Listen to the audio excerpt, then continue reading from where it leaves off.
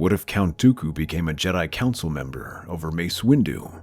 Let's explore the depths of it in this video. After his mission with Mace Windu on Raxus Secundus, Dooku waits outside the Jedi Council chambers. Mace had already gone ahead to give his report. After a few minutes, the Council finally summons him inside. Though they already read the reports, they ask Dooku to explain what happened. He knows he overstepped his authority and went beyond the mission's requirements, but he wasn't ashamed of his actions. When he finishes, the Council members look at one another. Put yourself in great danger, your actions did, Master Dooku. I do not fear danger. But not just you endangered. Put at risk, Master Windu was. We are Jedi. The day we fear risk and danger is the day we are no longer fit to stand in this order. Boldly said, my former apprentice. But much truth there is to your words. Perhaps in need of your voice, the Council is. Dooku blinks and looks around the Council members. Their faces are unreadable, but he can sense the excitement in the room. I do not understand. With Master Katri's death, an available slot there is on the Jedi Council. Believe you should fill that seat, we do. I am honored. I will do my best to fulfill my duties. With his new position, Dooku's first act was to assemble a task force led by Mace Windu and Adigalia to investigate Senate corruption. There have been many complaints of war being abused by senators and villages being left to crumble. These had been ignored by the Jedi who preferred to let the Senate handle these matters. However, Dooku looks into these problems head-on and begins investigating these issues immediately. This won him many powerful enemies in the Senate who wanted to keep these issues secret. Many politicians use their influence to hinder the Jedi's investigations, whether through blockades, anti-Jedi propaganda, or using the long arm of bureaucracy. Dooku planned for this by appointing Mace and Adi to handle this task. The former never cared about the Senate's rules, and happily carried out investigations in secret. At the same time, the latter had ties to pirate groups and smugglers, giving the Jedi access to the underground. If necessary, they began to smuggle relief goods, or people. The further this investigation went, the deeper things went. This was corruption on another level. Entire worlds were being sold off to corporations for profit, senators forcibly moving entire towns to redevelop land, and trading organizations blockading planets that did not agree with their terms. With this information, they began filing reports to the Senate. Unlike the rest of the Order, Dooku was a seasoned politician and knew the best ways to reveal this information. He began allying himself with young, idealistic senators who agreed with his beliefs, including Bail Organa and Mon Mothma. Using this information, the two began pressuring the Senate to take serious action, threatening to publicize the information. This was effective, as many of the guilty parties were seriously fined, and there were even attempts to regulate groups like the Trade Federation. This won the Jedi and Dooku few friends, but one of the people who agreed with them was Chancellor Finis Valorum. Although considered weak, he shared Dooku's ideals and saw the Jedi as a way to push for changes in the Republic. The two began to work together, with Dooku reporting all his information to the Chancellor, who used it to challenge his rivals. In exchange, the Jedi would provide him with support. However, Dooku doesn't want to become too dependent on the Republic.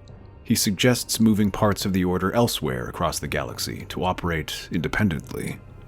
Outposts are set up on far-off planets to be more proactive with their needs.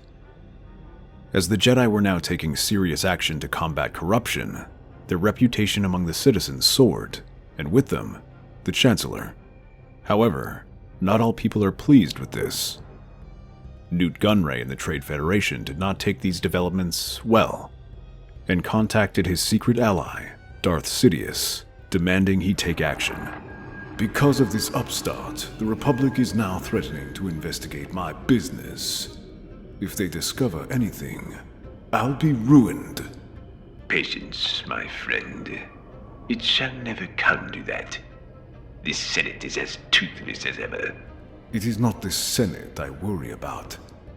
It is the Jedi. That Dooku must be stopped. And so he shall. Though they love the Jedi now, I assure you that feeling will not last. You had best hope so. If they discover anything, I will be sure to mention my dealings with you. Using his position as senator from Naboo, Palpatine tries to undermine Dooku by pointing out how the Jedi are illegally employing pirates and smugglers in their efforts, and how they should be investigated for dealings with the underworld. At the same time, this also challenges Valorum's legitimacy as he saddles his name to the Jedi. He paints the Chancellor as weak on crime, allowing criminals to run rampant across the galaxy. For the moment, the Jedi are safe due to their immense success in improving condition in the Outer Rim, but there is a vocal minority who rally around Palpatine's smear campaign. Dooku brushes this off, but Valorum takes these developments seriously. He pressures Dooku to turn his attention to crime syndicates to combat rumors of their dealings with the Jedi. While this will take attention away from their investigation, Dooku agrees.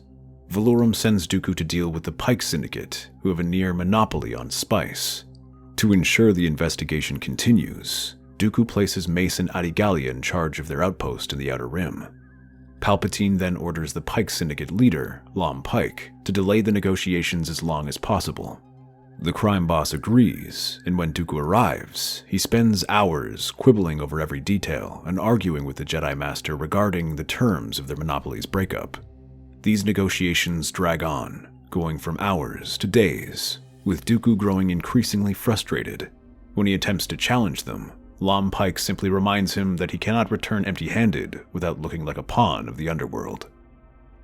On the third day of these dealings, the Pike Guard escort Dooku through the throne room, where Lom is waiting for them. You will be pleased to know that I have reached the final terms of an agreement. That is excellent news. So, shall I look over this agreement? Oh, there must be some confusion. I didn't make this agreement with you. Suddenly, a side door opens and Darth Maul steps out with a dual-bladed lightsaber. He smiles and begins twirling it around. Ah, you must be Master Dooku. My master has spoken much about you. He continues to twirl the lightsaber around, the blood-red arc whirling at the Jedi Master, who ignites his lightsaber and blocks the first attack. As Maul twists his weapon, Dooku leaps up and unleashes a counterattack. Each move is calculated and strikes swiftly, but the Sith apprentice spins out of the way.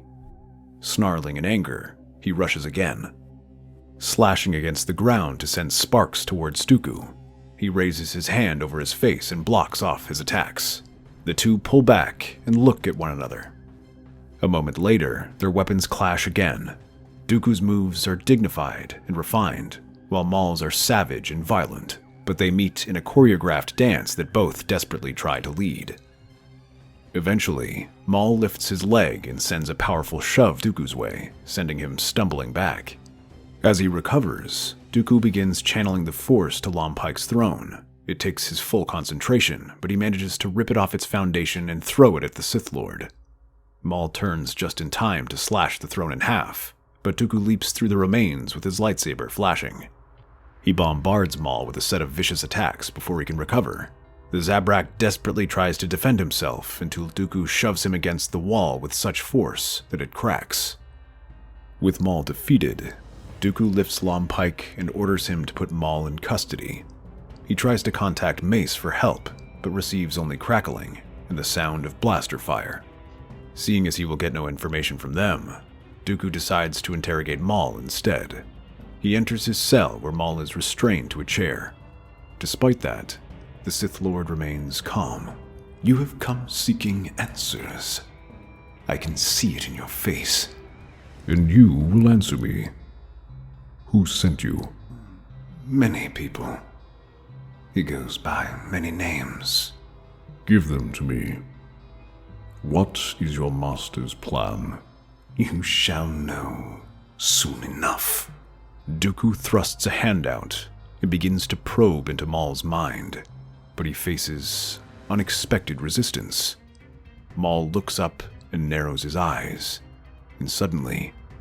Dooku is reeling from the effort.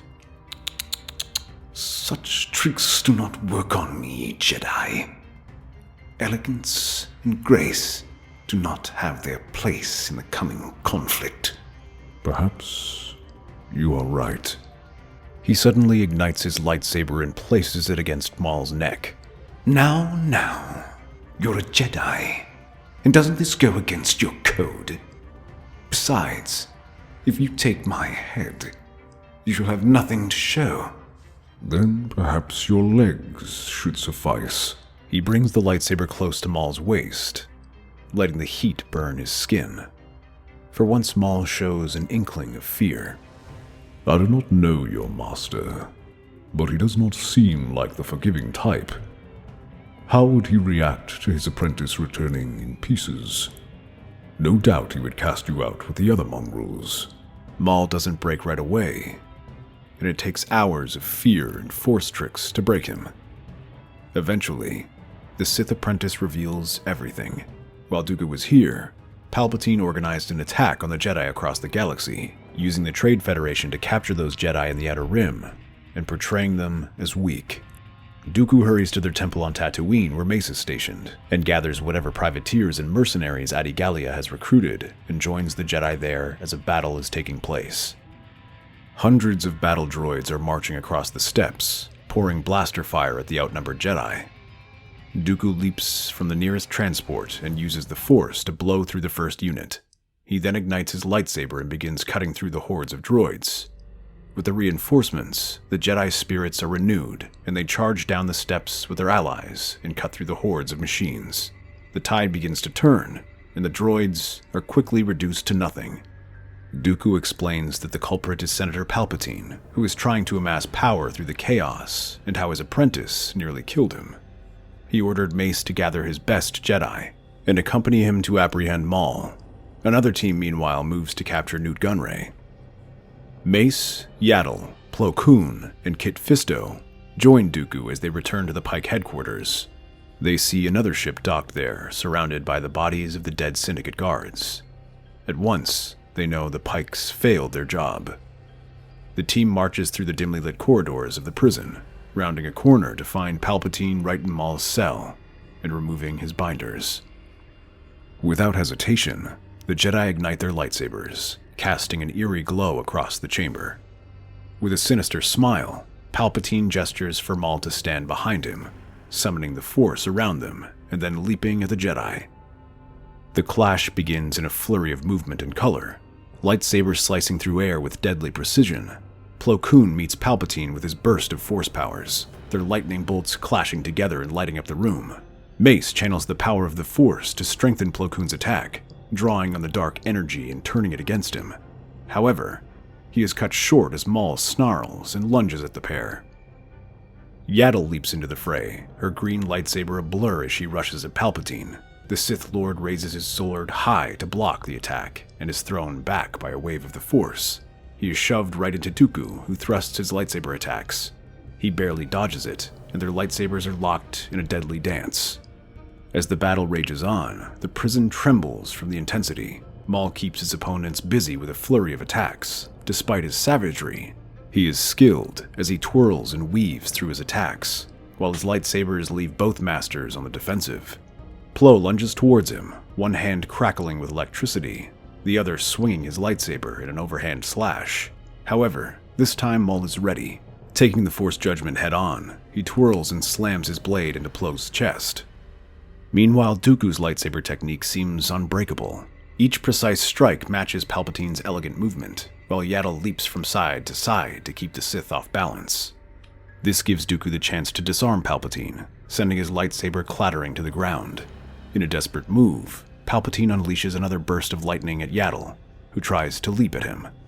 The small Jedi stumbles back, taking the burst full force before Dooku leaps out and then begins redirecting it. His movements are precise, and he returns the bolts back at Palpatine, whose body convulses from the power, breaking apart into dust. As Palpatine falls, Dooku runs over to Mace, struggling to hold back Maul's relentless attacks. Twirling his dual-bladed lightsaber, Maul shoves Mace down and prepares to deliver the final blow when Dooku comes up from behind and drives his sword into his chest. The Zabrak gasps, his body spasming painfully before dropping to the ground. With the two Sith Lords dead, Dooku reports everything to Chancellor Valorum, who immediately orders an investigation into the Trade Federation. This provides him the perfect opportunity to begin an investigation of Palpatine's associates and enact much-needed reforms in the Republic. Dooku works closely with these reforms, using the Jedi to ensure all laws are followed. Months later, Dooku returns to Tatooine to help rebuild the temple. There he continues to train the new generation of Jedi alongside his student, Qui-Gon. Among this generation is Anakin Skywalker. That's our theory. The Star Wars universe is a galaxy filled with exciting stories and possibilities, and we love exploring them. If you want to accompany us on this journey to a galaxy far, far away, then please like, share, and subscribe to our channel.